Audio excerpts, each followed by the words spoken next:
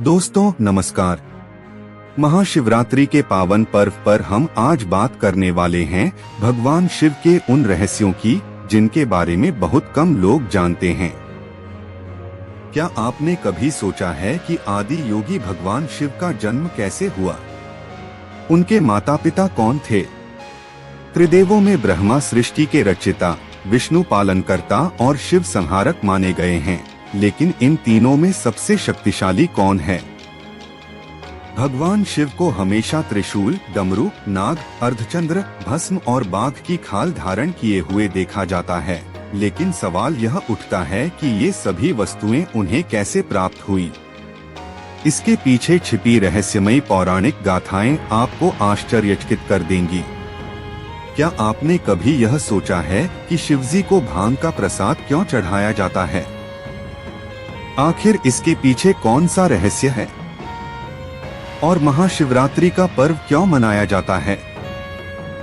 सबसे चौंकाने वाली बात यह है कि कहा जाता है कि भगवान शिव आज भी कैलाश पर्वत पर अपने परिवार के साथ निवास करते हैं, लेकिन आज तक कोई भी व्यक्ति, चाहे कितनी भी आधुनिक तकनीक क्यों न हो, कैलाश पर्वत की चोटी पर नहीं चढ़ पाया।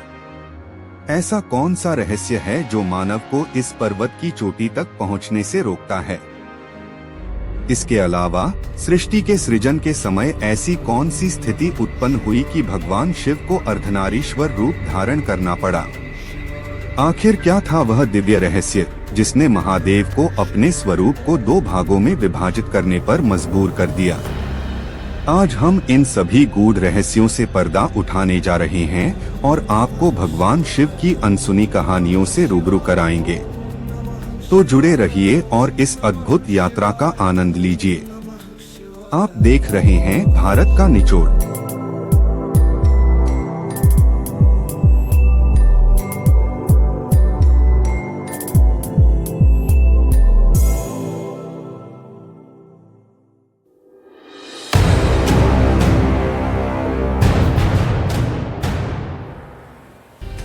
विष्णु पुराण के अनुसार जब संपूर्ण ब्रह्मांड जलमग्न था और सृष्टि की रचना नहीं हुई थी, तब भगवान विष्णु योग निद्रा में शेषनाग पर लेटे हुए थे। तभी उनके मस्तक से एक दिव्य तेज प्रकट हुआ, जिससे भगवान शिव प्रकट हुए। इसी तरह भगवान विष्णु की नाभि से एक कमल प्रकट हुआ, जिससे ब्रह्मा जी का जन्म हुआ। शिव पुराण में एक और रोचक कथा मिलती है। इसमें कहा गया है कि भगवान शिव अपने घुटनों को मसल रहे थे और उनके घुटनों से उत्पन्न महल से भगवान विष्णु का जन्म हुआ। इस कथा के अनुसार भगवान शिव सृष्टि के मूल हैं और अन्य देवताओं की उत्पत्ति उन्हीं से हुई। यदि हम विष्णु पुराण और शिव पुराण की इन कथाओं की तुलना करें तो ये एक दूसरे से भिन्न प्रतीत होती हैं, लेकिन इनका सार एक ही है, शिव ही अनादि और अनंत है। भगवान शिव के जन्म से जुड़ी एक और प्रसिद्ध कथा है, जिसे आपने शायद अपने बड़े बुजुर्गों से सुना होगा। एक बार भगवान विष्णु और ब्रह्मा जी के बीच विवाद छिड़ गया कि ब्रह्मांड में सबसे महान और सर्वशक्तिशाली कौन है। तभी अचानक एक विशाल जलता हुआ प्रकाश स्तंभ प्रकट हुआ। दोनों देवता इस दिव्य स्तंभ को देखकर हैरान रह गए। तभी स्तंभ से एक दिव्य आवाज आई, जो भी इस खंभे के ऊपरी और निचले सिरे का पता लगाएगा, वही सबसे महान कहलाएगा। यह सुनते ही ब्रह्मा जी ने हंस का रूप धारण किया और स्तंभ के ऊपरी सिरे की खोज में निकल पड़े, जबकि विष्णु जी ने वराह का रूप लेकर इसके निचले सिरे को खोजने की कोशिश की। दोनों ने काफी प्रयास किया, लेकिन उन्हें स्तंभ का कोई और छोर नहीं मिला। अंततः हार मानकर वे वापस लौट आए। तभी भगवान शिव अपने असली रूप में प्रकट हुए। तब विष्णु जी और ब्रह्मा जी को यह स्वीकार करना पड़ा कि महादेव ही सबसे महान और सर्वशक्तिशाली हैं। इस कथा का उल्लेख शिव पुराण में मिलता है और यह दर्शाता है कि भगवान शिव का न तो कोई जन्म हुआ और न ही उनका कोई अंत होगा। इसलिए वे स्वयंभू, शाश्वत और अमर कहलाते हैं। भगवान शिव की महिमा अनंत है। वे न आदि हैं न अंत। वे सृष्टि के कण कण में समाये हुए हैं और समस्त ब्रह्मांड के मूल स्रोत हैं। चाहे कोई भी पुराण हो, सभी इस बात की पुष्टि करते हैं कि शिव ही सर्वोच्च शक्ति हैं। यही कारण है कि उन्हें महादेव कहा जाता है।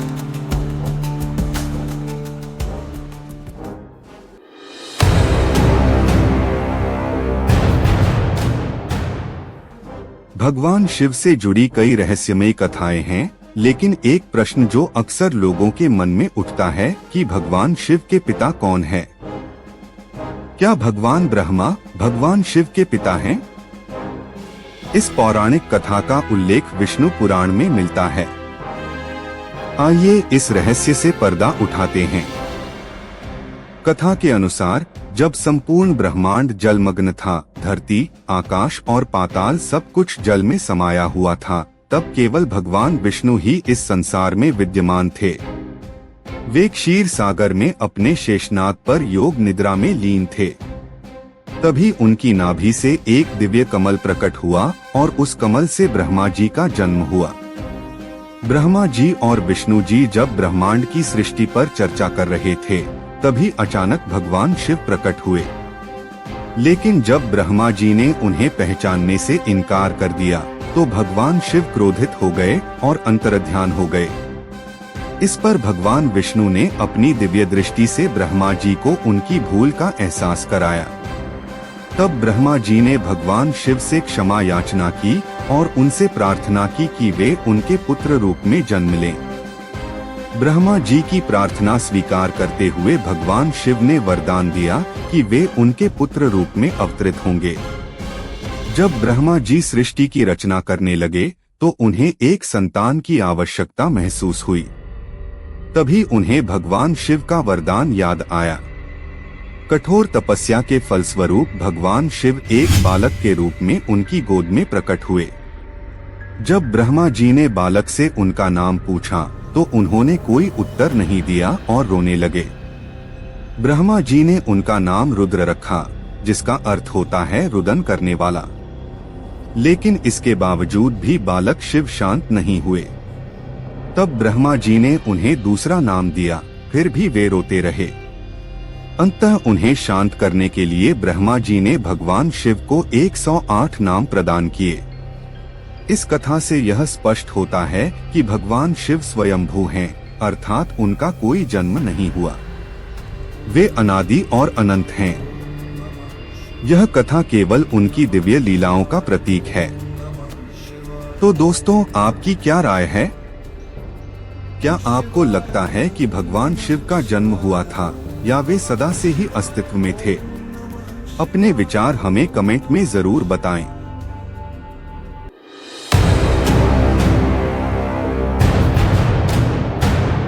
भगवान शिव के त्रिशूल का रहस्य अत्यंत गूढ़ और रोचक है। पौराणिक कथाओं के अनुसार त्रिशूल का निर्माण स्वयं भगवान शिव ने किया था, लेकिन यह हमेशा से उनके पास नहीं था। दरअसल यह दिव्य अस्त्र भगवान विश्वकर्मा ने उन्हें उपहार स्वरूप भेंट किया था।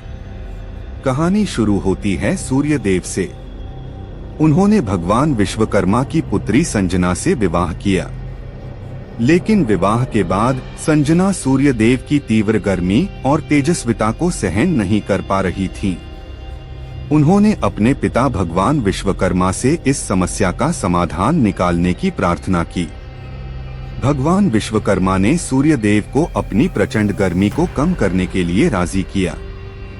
सूर्य देव ने अपनी शक्ति का 1/4 भाग अपने पास रखा और बाकी ऊर्जा को धरती पर छोड़ दिया। लेकिन यह ऊर्जा इतनी तीव्र और विनाशकारी थी कि इससे पूरी पृथ्वी जलकर नष्ट हो सकती थी। भगवान विश्वकर्मा ने अपनी दिव्य शक्ति से इस उग्र ऊर्जा को नियंत्रित किया और इसे एक दिव्य शस्त्र के रूप में ढाल दिया, जिसे हम भगवान शिव का त्रिशूल कहते हैं। भगवान विश्वकर्मा जानते थे कि इस त्रिशूल को धारण करने की शक्ति केवल एक ही देवता के पास है, भगवान शिव। क्योंकि सिर्फ महादेव ही इस ब्रह्मांड की विनाशकारी शक्तियों को नियंत्रित कर सकते थे।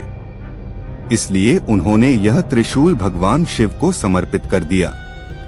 भगवान शिव के त्रिशूल से कई आध्यात्मिक और पौराणिक मान्यताएं जुड़ी हुई हैं।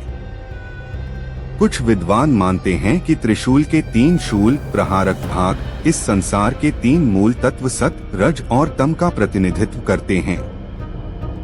वहीं कुछ मान्यताओं के अनुसार यह भूत, भविष्य और वर्तमान का प्रतीक भी है। भगवान शिव का त्रिशूल न केवल उनका अस्त्र है, बल्कि यह सृष्टि, पालन और संहार का भी प्रतीक है। यही कारण है कि महादेव को त्रिशूलधारी कहा जाता है। जय महादेव।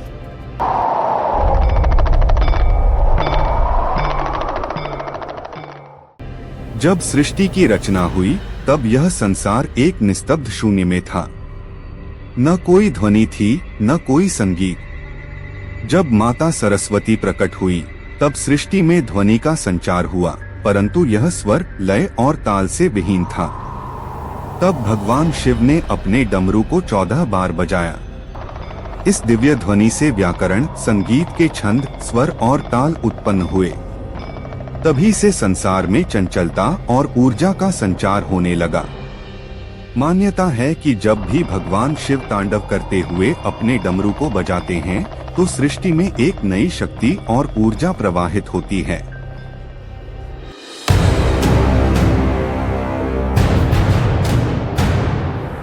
भगवान शिव के गले में विराजमान नागराज वासुकी के बारे में कई पौराणिक कथाएं प्रचलित हैं। नागराज वासुकी भगवान शिव के अनन्य भक्त थे और उनकी एकमात्र इच्छा थी कि वे सदैव महादेव के समीप रहें। इन्हें नागों का राजा भी कहा जाता है। वासुकी वही नाग हैं जिन्होंने समुद्र मंथन के दौरान रस्सी का कार्य किया था। जब देवता और दानव अमृत प्राप्त करने के लिए समुद्र मंथन कर रहे थे, तब नागराज वासुकी को मंदराचल पर्वत के चारों ओर लपेटकर मंथन के लिए रस्सी के रूप में उपयोग किया गया। इस प्रक्रिया में उनका शरीर लहूलुहान हो गया, लेकिन उन्होंने अपनी भक्ति से कभी पीछे हटने का विचार नहीं किया। जब समुद्र मंथन के दौरान हलाहल विष निकला, तो भगवान शिव ने उसे अपने गले में धारण कर लिया। इसी समय वासुकी ने भगवान शिव से प्रार्थना की कि वे उनके समीप रहना चाहते हैं। महादेव ने उनकी भक्ति को देखकर उन्हें अपने गले में स्थान दिया और तभी से वासुकी अमर हो गए। नागराज वासुकी की यह कथाएं हमें उनकी अतुलनीय भक्ति और निस्वार्थ सेवा का परिचय देती हैं। वे केवल एक नाग नहीं, बल्कि एक महान भक्त और शक्ति के प्रतीक हैं, जो सदा भगवान शिव के साथ रहते हैं। उनकी उपस्थिति भगवान शिव के अनंत रहस्यों और दिव्यता को और भी गहराई से प्रकट करती है।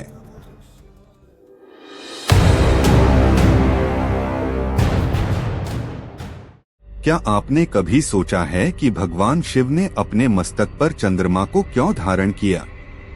इसके पीछे एक रोचक पौराणिक कथा है जो हमें शिव पुराण में मिलती है। कहानी की शुरुआत होती है प्रजापति दक्ष से, जिनकी 27 पुत्रियां थीं।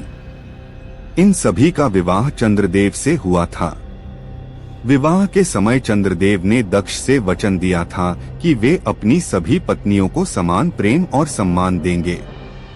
लेकिन समय के साथ चंद्रदेव का झुकाव केवल एक पत्नी रोहिणी की ओर अधिक हो गया। इससे बाकी पत्नियां दुखी रहने लगीं और उन्होंने अपने पिता दक्ष से इसकी शिकायत की। जब दक्ष को यह ज्ञात हुआ तो वे अत्यंत क्रोधित हो गए। उन्होंने चंद्रदेव को भयंकर श्राप दे दिया, तुम धीरे धीरे क्षीण होते जाओगे और अंततः 15 दिनों में पूरी तरह लुप्त हो जाओगे। यह सुनकर चंद्रदेव भयभीत हो गए और इस कष्ट से मुक्ति पाने के लिए ब्रह्मा जी की शरण में गए। ब्रह्मा जी ने उन्हें एक उपाय बताया, तुम भगवान शिव की आराधना करो, वही तुम्हें इस श्राप से मुक्ति दिला सकते हैं। चंद्रदेव ने तुरंत शिवलिंग बनाकर कठोर तपस्या शुरू कर दी। वे लगातार महामृत्युंजय मंत्र का जाप करने लगे। कई वर्षों की कठोर साधना के बाद भगवान शिव प्रसन्न हुए और उन्होंने चंद्रदेव को दर्शन दिए। शिवजी ने उन्हें वरदान दिया, तुम पूरी तरह से समाप्त नहीं होगे। 15 दिनों तक तुम्हारी कांति क्षीण होगी, लेकिन अगले 15 दिनों में तुम फिर से पूर्ण रूप में प्रकट होगे। इसी कारण हमें चंद्रमा अमावस्या के दिन लुप्त होता दिखता है और फिर पूर्णिमा के दिन अपने पूर्ण स्वरूप में आ जाता है। भगवान शिव ने चंद्रदेव को अपने मस्तक पर स्थान दिया, जिससे यह संकेत मिलता है कि महादेव के आशीर्वाद से ही चंद्रमा का अस्तित्व बना हुआ है। तभी से भगवान शिव को चंद्रशेखर के नाम से भी जाना जाता है। यह कथा हमें सिखाती है कि यदि हम कठिनाइयों से घिर जाएं, तो धैर्य और तपस्या से भगवान की कृपा प्राप्त कर सकते हैं।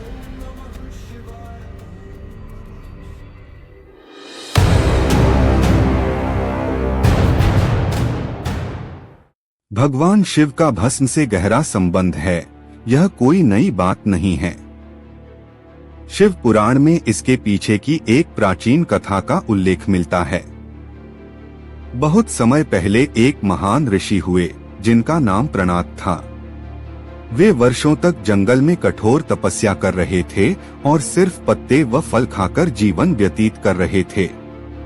एक दिन जब वे जंगल से घास काटकर अपने आश्रम की मरम्मत कर रहे थे, अचानक उनकी उंगली कट गई। लेकिन आश्चर्य की बात यह थी कि वहां से खून की जगह पेड़ के पत्तों का रस बह रहा था। ऋषि प्रणात को लगा कि अब वे इतने शुद्ध हो चुके हैं कि उनके शरीर में रक्त के स्थान पर पवित्र वनस्पतियों का रस प्रवाहित हो रहा है। इस विचार से वे अहंकार से भर गए और पूरे ब्रह्मांड में यह घोषणा करने लगे कि उनसे अधिक शुद्ध कोई नहीं। भगवान शिव ने उनका अहंकार दूर करने के लिए एक वृद्ध साधु के रूप में अवतार लिया और उनके पास पहुँचे। उन्होंने ऋषि से उनकी प्रसन्नता का कारण पूछा। जब ऋषि ने अपनी उंगली से रस निकलने की पूरी कहानी सुनाई, तो वृद्ध साधु मुस्कुराए और बोले, इसमें बड़ी बात क्या है? पत्ते भी जब जलते हैं तो वे राख में बदल जाते हैं और राख ही सबसे शुद्ध होती है। इसके बाद बूढ़े साधु ने अपनी उंगली काटी और वहां से रक्त की जगह राख निकलने लगी। यह देखकर ऋषि प्रणात समझ गए कि यह साधारण वृद्ध नहीं बल्कि स्वयं भगवान शिव हैं। वे महादेव के चरणों में गिर पड़े और अपने अहंकार के लिए क्षमा मांगने लगे। माना जाता है कि इस घटना के बाद भगवान शिव ने यह सिद्ध कर दिया कि भस्म ही सबसे शुद्ध तत्व है। तब से उन्होंने अपने पूरे शरीर पर भस्म धारण कर ली। इसी कारण उन्हें भस्मधारी और भूतनाथ कहा जाता है, जो यह दर्शाता है कि हर चीज अंततः भस्म में ही विलीन हो जाती है और यही संसार का अंतिम सत्य है।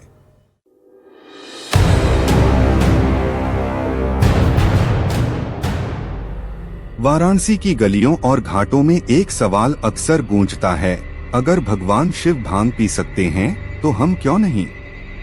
इसकी जड़ें एक पौराणिक मान्यता में हैं। जब समुद्र मंथन के दौरान हलाहल विष उत्पन्न हुआ तो पूरी सृष्टि संकट में आ गई।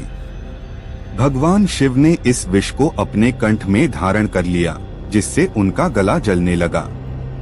तब माता पार्वती ने उनकी जलन को शांत करने के लिए भांग अर्पित की। अथर्ववेद के अनुसार भांग के पत्तों में औषधीय गुण होते हैं, जो शरीर में ठंडक उत्पन्न करते हैं। यही कारण है कि शिवजी ने पहली बार इसका सेवन किया था। शिवजी को तंत्र और ध्यान का देवता भी कहा जाता है और वाराणसी के अघोरी बाबा तथा नागा साधु मानते हैं कि शिवजी भी भांग का सेवन कर गहरी साधना में लीन होते थे। हालांकि ग्रंथों में यह भी उल्लेख मिलता है कि भांग का अत्यधिक सेवन मानसिक स्थिति को प्रभावित कर सकता है और इसके दुष्परिणाम गंभीर हो सकते हैं। बावजूद इसके आज कई लोग शिवजी का नाम लेकर भांग और गांजे जैसी नशीली चीजों का उपयोग कर रहे हैं, जो उनकी आस्था से अधिक नशे की प्रवृत्ति को दर्शाता है। शिवजी की उपासना आत्मिक शुद्धि और ध्यान के लिए होती है, न कि नशे के लिए। क्या यह आस्था है या गलत आदत? आज की युवा पीढ़ी श्रद्धा के नाम पर भांग और गांजे का सेवन कर अपना जीवन बर्बाद कर रही है। यह एक गंभीर प्रश्न है, क्या यह सच्ची आस्था है या एक गलत आदत? कमेंट में अपनी राय जरूर लिखें।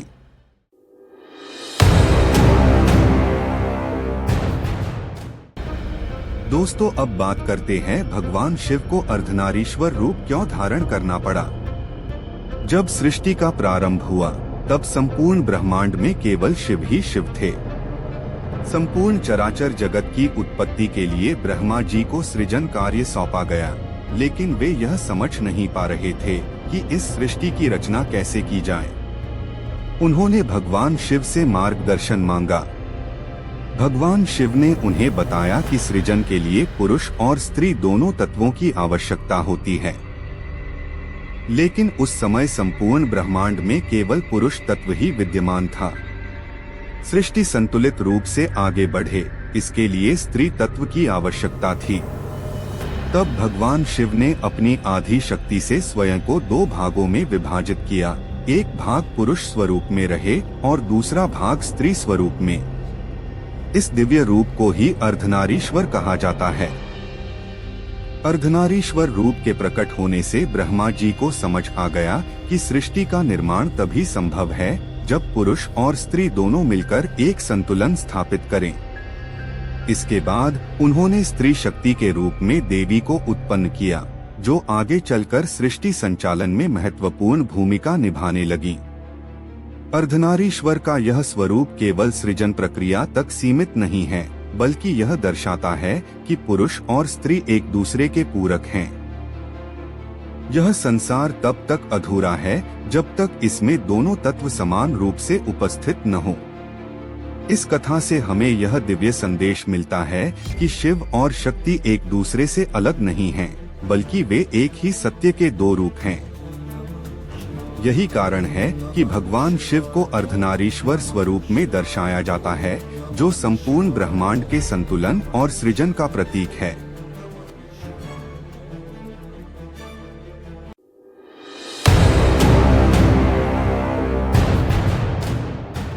क्या आपने कभी सोचा है कि भगवान शिव का निवास स्थान कैलाश पर्वत कैसे अस्तित्व में आया? शिव पुराण के कैलाश खंड के अनुसार सृष्टि के प्रारंभ में जब भगवान शिव ने गहन ध्यान में लीन होकर अपनी आध्यात्मिक शक्ति को प्रस्फुटित किया, तो उनके तेज से एक दिव्य पर्वत प्रकट हुआ, जिसे सुमेरु पर्वत कहा गया। लेकिन कालांतर में देवताओं और असुरों के संघर्ष में यह पर्वत क्षतिग्रस्त हो गया। तब भगवान शिव ने अपनी तीसरी आंख से प्रज्वलित अग्नि द्वारा एक नए पर्वत का निर्माण किया, जिसे आज हम कैलाश पर्वत के नाम से जानते हैं। स्कंद पुराण में वर्णित कथा के अनुसार माता पार्वती ने भगवान शिव को प्रसन्न करने के लिए कैलाश पर्वत पर कठोर तपस्या की थी। उनकी इस तपस्या से प्रसन्न होकर भगवान शिव ने कैलाश को अपना स्थायी धाम बना लिया। तभी से यह स्थान शिव भक्तों के लिए सर्वोच्च तीर्थ बन गया। कैलाश पर्वत केवल एक पहाड़ नहीं, बल्कि आध्यात्मिक शक्ति का केंद्र है। यहाँ की हर घटना, हर अनुभूति, हर रहस्य मानव की चेतना को चुनौती देता है। क्या यह सब केवल प्राकृतिक घटनाएं हैं या फिर शिव की अनंत शक्ति का प्रमाण? यह सवाल आज भी अनुत्तरित है और शायद यही कैलाश पर्वत को सबसे रहस्यमयी स्थान बनाता है।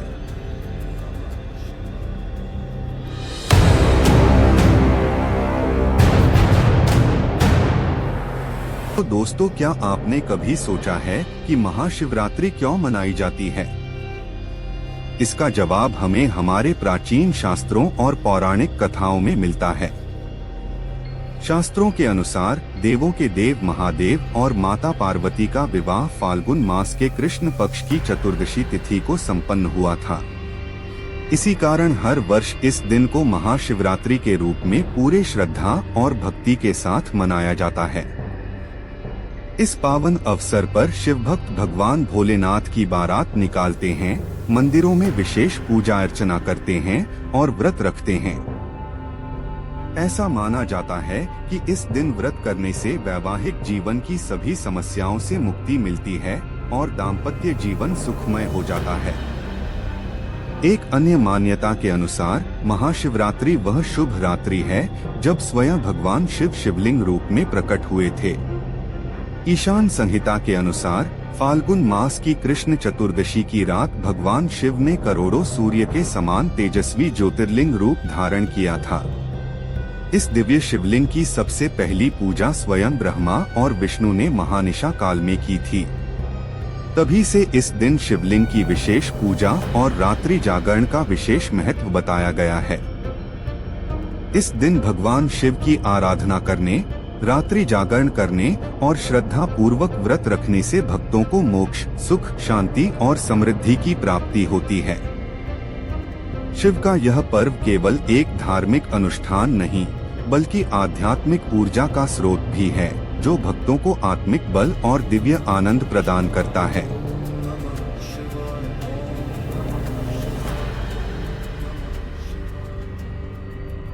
तो दोस्तों, यह थे भगवान शिव के अद्भुत रहस्य। महादेव से जुड़ी कहानियां अनंत हैं और हम उन्हें एक वीडियो में कवर नहीं कर सकते। आप भगवान शिव के बारे में क्या सोचते हैं? हमें कमेंट में जरूर बताएं। अगर आप सच्चे शिव भक्त हैं, तो इस वीडियो को लाइक करें और अपने परिवार व दोस्तों के साथ शेयर करें। शिवरात्रि की आप सभी को हार्दिक शुभकामनाएं। महादेव की कृपा आप सभी पर बनी रहे। जय महादेव, जय हिंद, जय भारत।